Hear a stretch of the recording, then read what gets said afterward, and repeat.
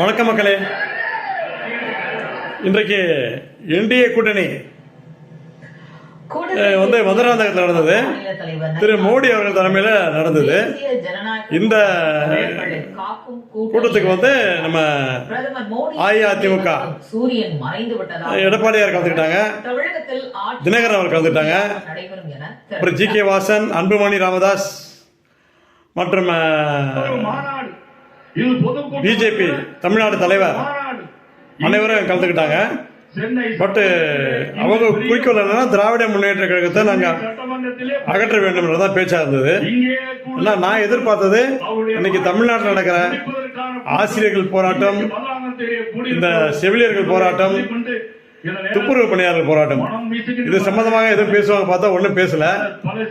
அவங்கவுங்க கட்சி கூட்டணியில் அவங்கவுங்க கட்சியை இங்க வேறு ஒன்ற வேண்டும் என்ற நோக்கத்தோடு தான் அவங்க பேசுற மாதிரி தெரியுது.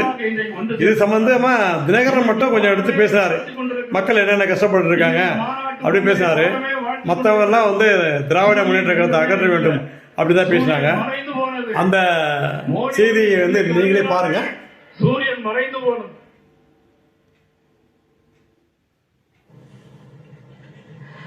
தொடர்ந்து கூட்டத்தில் பேசிய பாமக தலைவர் அன்புமணி, திமுக அரசின் முடிவுரை மதுராந்தகத்தில் தொடங்கியிருப்பதாக தெரிவித்தார். நேர்மை, திறமை இல்லாத பூஜ்ய அரசாக திகழும் திமுக அரசு ஊழலில் முதலிடம் பிடித்துள்ளதாக அவர் விமர்சித்தார்.